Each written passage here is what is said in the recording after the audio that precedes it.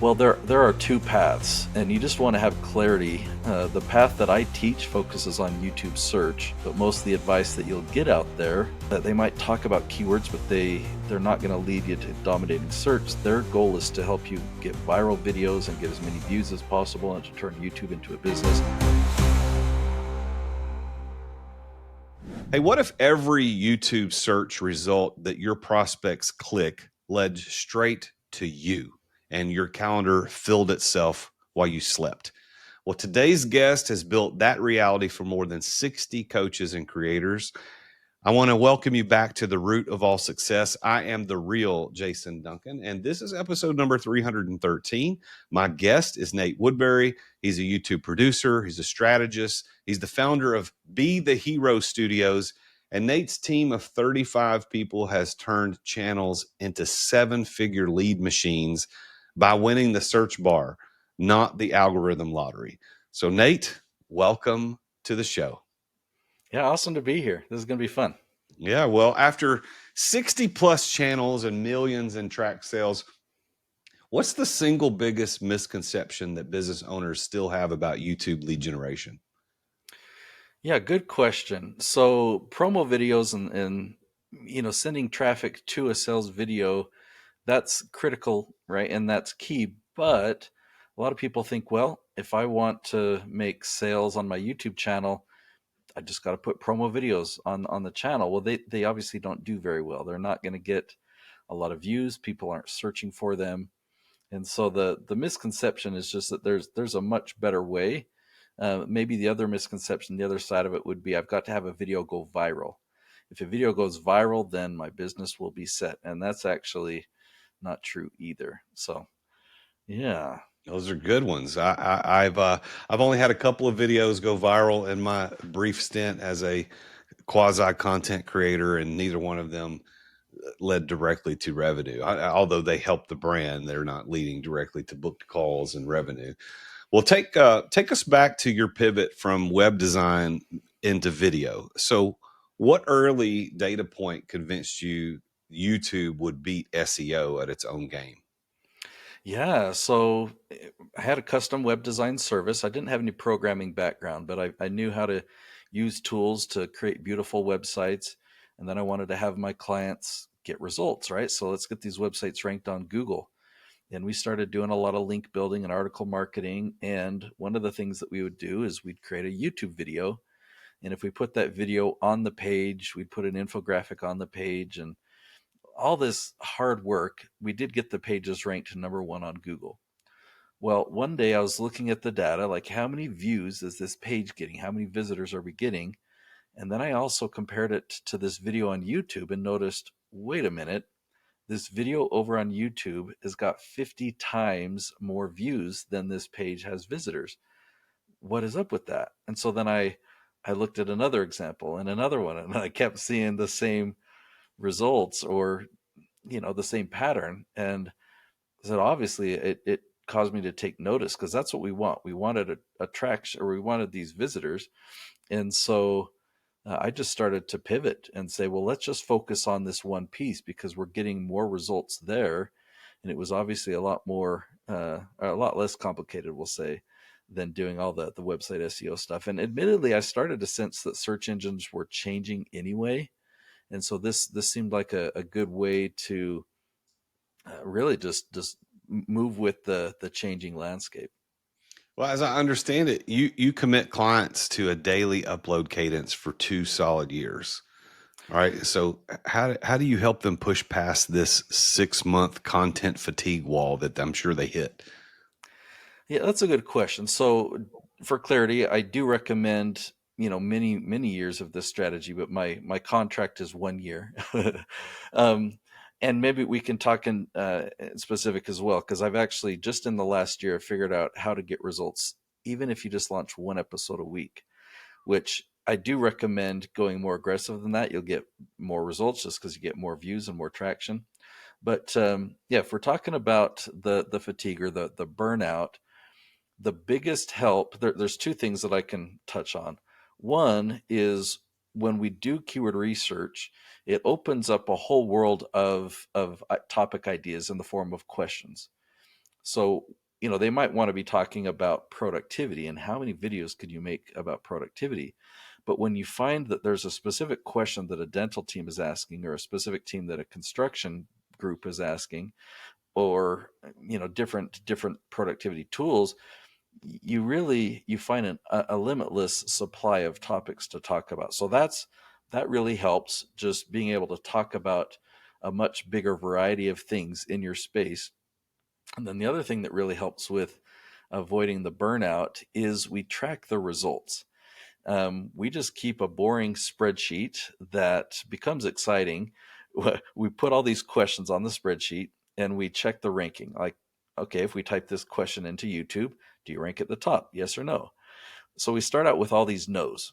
But when you start to see those no's turn into yeses, and then a month later, even more yeses, it actually becomes pretty exciting. And so you're excited about continuing to film because you can see the results. In the olden days of website SEO, that was a hard one because website SEO was so slow and so gradual, and we didn't really have a way of tracking that. And so the fatigue was real, and fatigue is real for us as well. But those are the best tools I have to compete with that. Describe a time when a channel launch flopped, and what did you learn about audience intent from that setback? Yeah, I mean, because I've produced a lot of channels. 60 plus is the number that I use, but it's going to be well more than that. And there's been a small handful of them that haven't really worked. I don't want to. Let me give you a couple examples without throwing anyone under the bus, and I'll be as transparent as I can. One channel, he was in the real estate investing space, and we did everything right. He was coachable to my strategy. So why did it not work? We were looking at the analytics, and he was still getting traction in an obscure area. I don't remember what it was, but just something like fly fishing or backpack, something like that, something outdoor related, I believe. And his channel already had an audience. And so when we posted video on real estate investing, the algorithm's trying to figure out, well, look, your existing audience doesn't like that. So we should have noticed that from the beginning. And my bad, I didn't. What we launched a brand new channel. We took down all the real estate videos off of that channel and just started launching them on the new channel, and it worked. It's sad that we had to do that, but it's really good. Like, the lesson I learned is you've got to protect your audience. You have one channel for an audience, and if you have content that wouldn't appeal to them, do not put that content on that channel. Create a new channel. Keep these audiences separate. And I've made that same mistake, but in a few different ways, and hopefully by now I've totally learned the lesson from that. All right. Well, your process is keyword first, personality second, and that's counterintuitive to most creators. So, why do you believe that substance beats style on YouTube search?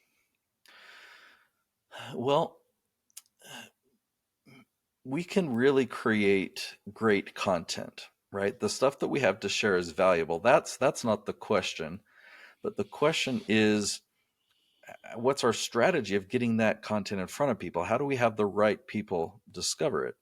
Because even if you say, well, maybe my content isn't that valuable, well, you could hire Steven Spielberg, you could hire Harrison Ford to act in your videos and make it great somehow.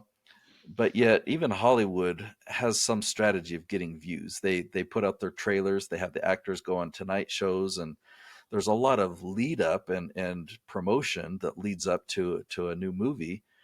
All the posters in the theaters. Well, what do? We create this content, we put it out there, and in my case, I use YouTube for marketing. So I'm trying to get it in front of new people who've never heard of me before. And how can you do that? Well, you can have a video go viral. That's pretty elusive. It's pretty hard to do. And if it does go viral, it's probably not the video you want to go viral. It's not going to generate leads. Second option is you can pay for advertising, and there's a place for advertising. But if you're talking about YouTube, the way that I found to do that, to really market, is to take advantage of YouTube search.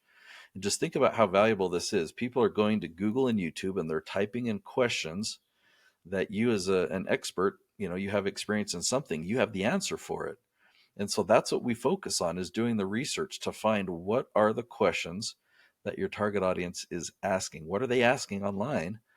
And it makes it so that when you film this video, you already have your target audience built into that video. Just by posting that video, you don't have to promote it or push it somehow.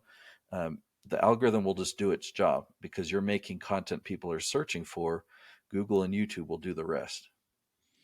So, with shorts and AI clips and streaming, where do you see long form thought leadership videos fitting in over the next 24 months? Well, what's happened over the last 3 years, I would say we're going to see a continuation. So what's happened? YouTube separated shorts from videos. So a video and a short, those are two separate things on YouTube. Now, same with live stream. That's a third entity. Um, when YouTube made that separation, videos actually have been trending longer and longer. If we think about a channel like Mr. Beast, you can look at his average length of his episodes today and compare them to 3 years ago. Today they are twice as long.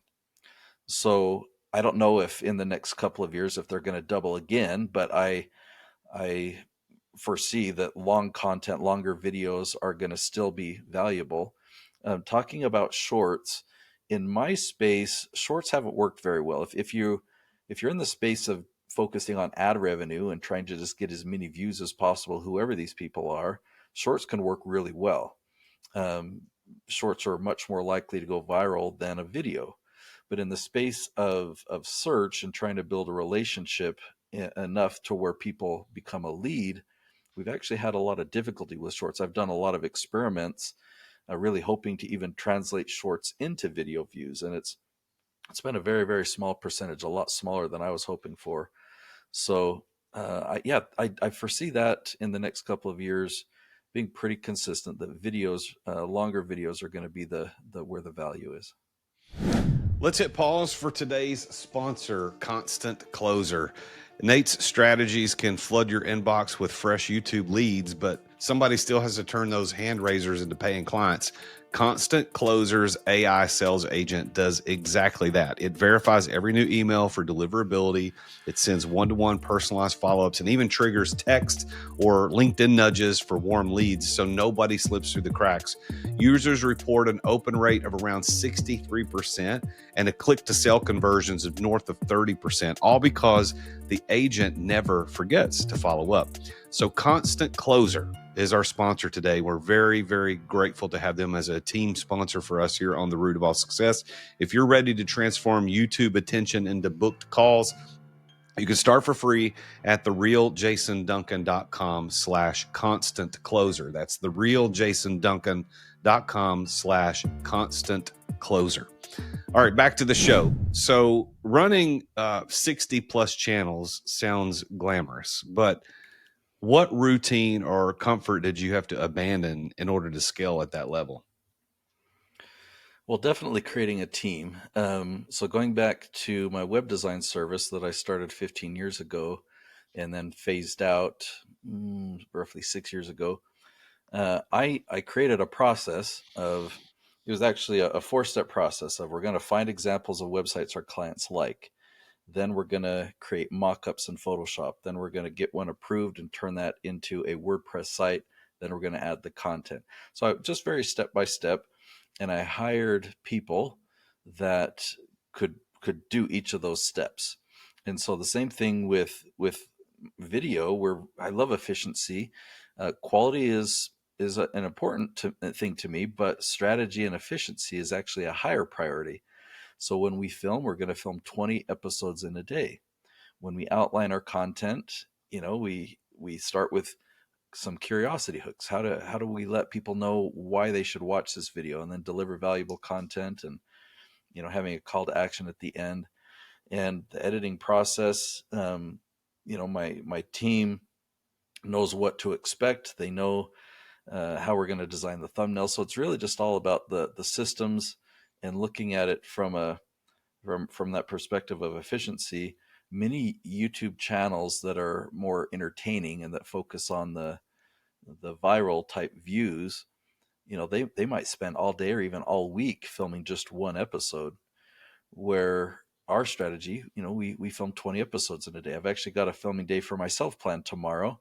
I've got 20 outlines prepared, so I'll be filming 20 episodes tomorrow. So that's how we do it. Wow. Now, I think in my research about some of the stuff you've done in the past, I believe I read that you turned off comments on a client's channel just to improve watch time, and critics were calling that anti-community. Is that true? And would you do it again? So that's actually not, that wasn't for me. That's not something that I've done. I actually do encourage comments to be turned on. The anything bad that we've seen in comments, there are a lot of trolls or spammers, even fraudsters that will try and impersonate you. So my client Noel Randall, there are people that would create they create a new channel, call it the same name, pretend to be Noel Randall, and then they would go in and reply to comments, trying to convince people that the real Noel was communicating with them and, hey, message me on WhatsApp. And um, so we had to really police that. YouTube's made slight improvements in tracking those things, but I do recommend that you engage with your audience. What's your one key to success? I mean, you've been successful as an entrepreneur in several different arenas, but if you had to narrow it down to one thing, what's that one key? Maybe it's cliche, but just the persistence, the not giving up.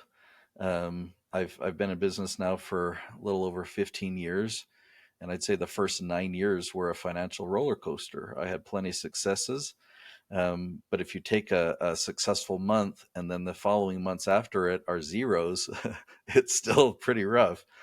And there are times where I remember one time I went to my mom and asked her, "Hey, mom, can I borrow some money?" I asked for $5,000, and she helped me out, but she says, "Nate, why don't you just get a job?"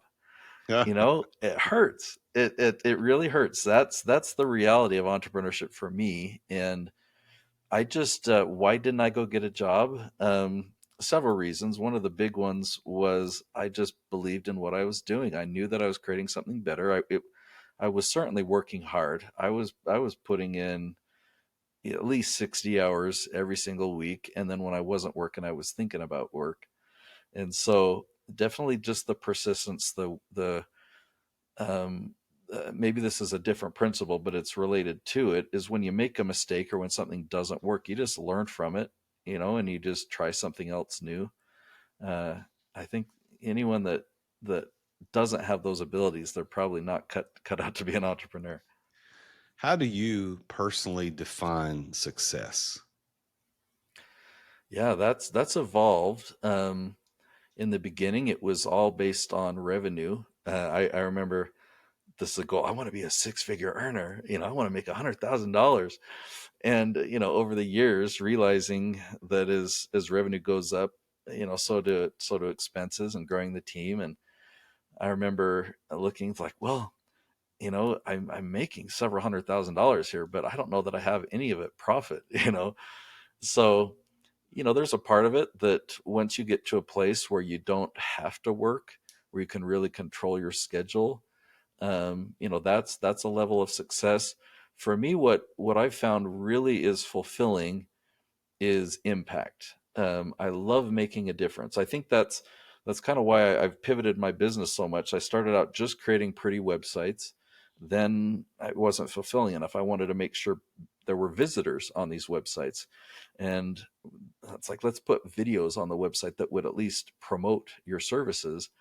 And then I followed the transition over to YouTube because, hey, we're getting better views there. And now that I can help people actually dominate YouTube within just a few months, it is so rewarding for me. It's so fulfilling. And so that's what I look at as the biggest success, is this impact. I mean, I can look back at over a period of a few years, the transition that my clients have gone through.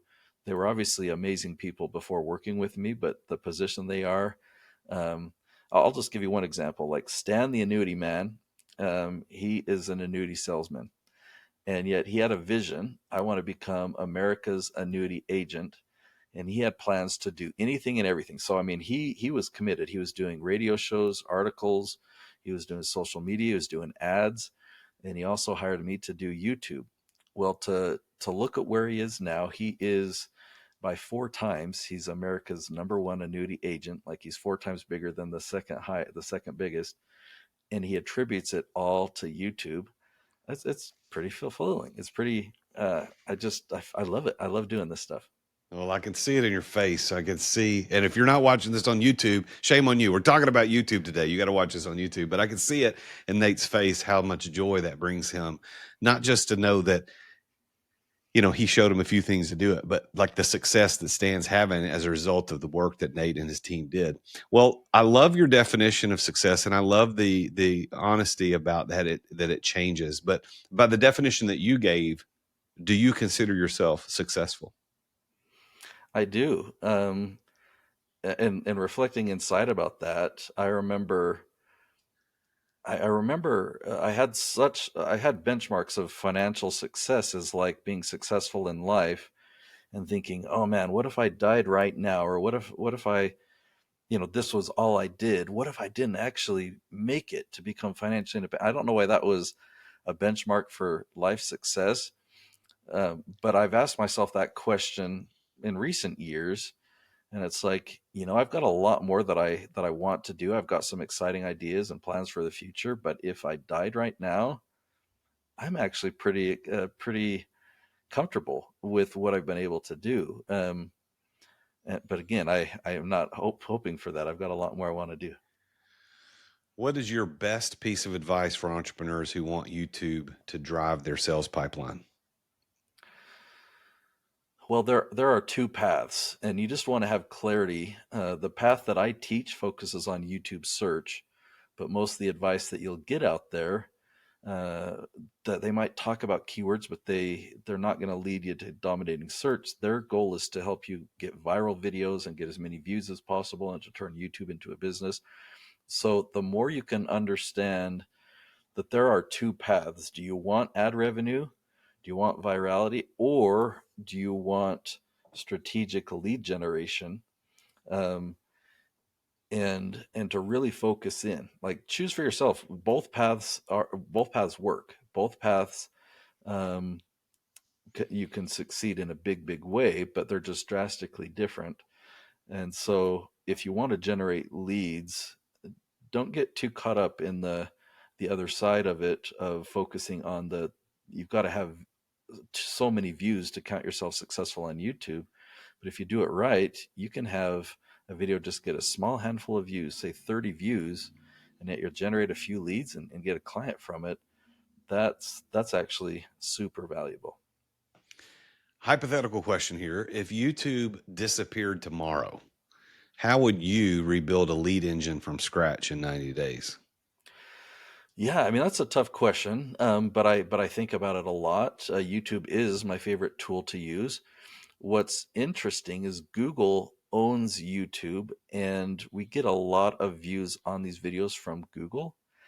Um, if YouTube disappeared, it would mean that there was something else that was replacing it in the way of a search engine. And so if I'm creating content that people are searching for, I do need to put it somewhere that people can find it. If all my videos were deleted, that would be kind of catastrophic. But I also, I host the videos on a blog, and I transcribe them and use ChatGPT to polish up the transcript to make it more readable, like an article. So I do have my content just on the blog that's getting regular Google search engine traffic. If there is another, I mean, right now it is kind of like YouTube has a monopoly on this space because their search engine works so well, and every other search engine out there does not.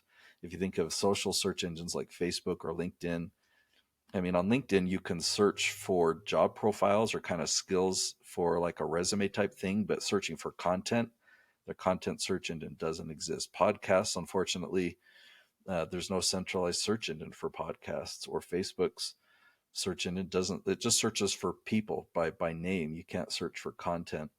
So I mean, that's why I believe YouTube's going to be around for quite some time. But if I start to see other search engines that start to get more and more traction, I'm definitely going to going to start noticing that, and that's what would have to happen. So if YouTube did disappear, does that mean Google's disappearing too? I don't know. Well, that is hypothetical. Who Yeah. knows? All right, here's we're going to close our time out today with a few rapid fire questions.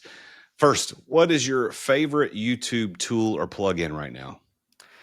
Yeah, interesting question, because a lot of people might expect me to say TubeBuddy or vidIQ. Those are two tools that are made for YouTube creators.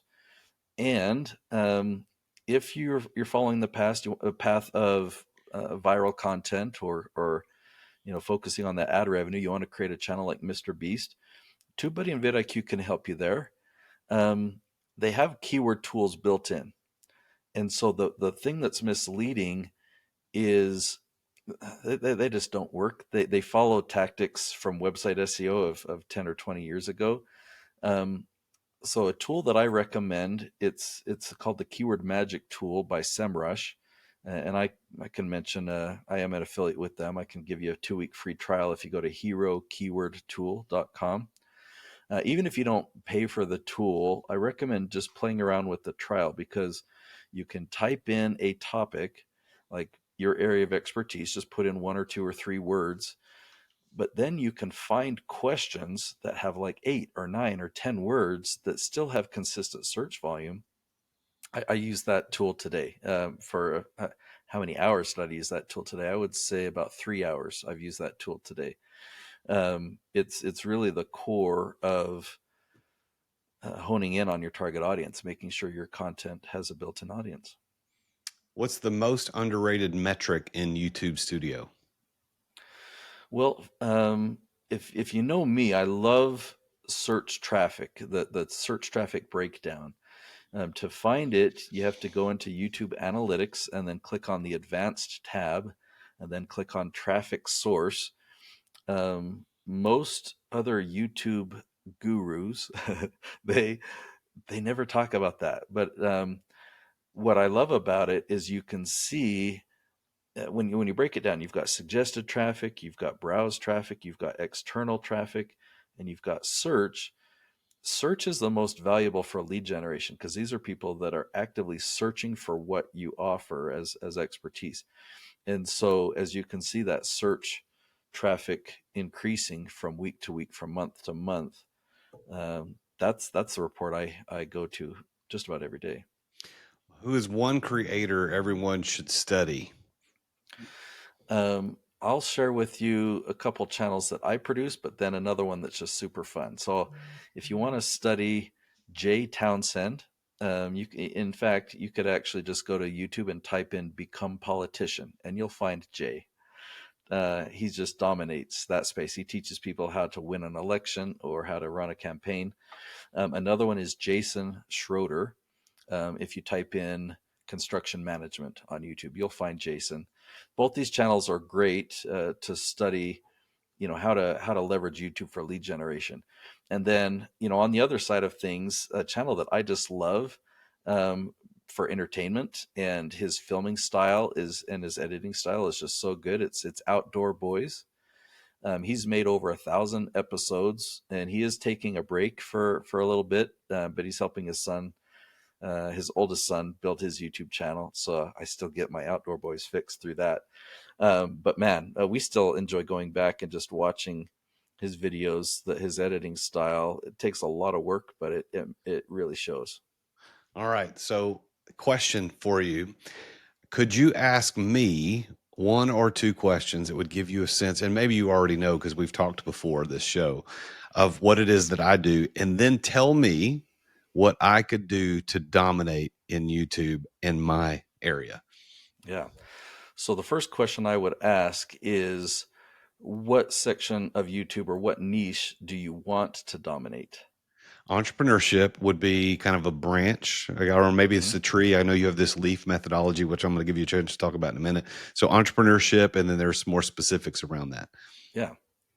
So yeah, entrepreneurship is pretty broad. So I would say we would do some digging. We'd find out, okay, well, what challenges are people facing in entrepreneurship that you love to solve, or Yep. things like that. And once we can narrow that down, then that's what we focus on. Is we find the branch that you want to dominate, and then we find the specific questions on that branch, and we go hard on those questions, and get you showing up at the top of YouTube. So, in a branch as or in a niche that is so wide as entrepreneurship, because there are so many pieces, how likely is it, or maybe the better question is not likelihood, but how fast do you believe it's probable for someone like me to dominate in that particular strain if we narrowed it down correctly? Yeah, narrowing it down correctly, it's extremely likely. Like I have no doubts. And let me do we have time that I could share an example? Yeah, absolutely. So Bob Diamond, he's a client of mine, and he teaches real estate investing. Now, there's a branch that has tons of questions, make money, real estate investing. I believe 5 words that we found hundreds of questions on it, but yet there are thousands of people that have talked about making money in real estate. So that would not be the best place to start. But Bob is also an attorney, and he knows he's a tax attorney. And so when we found in real estate investing, there's something called a tax sale. I admit I don't know what that is personally, but he sure does.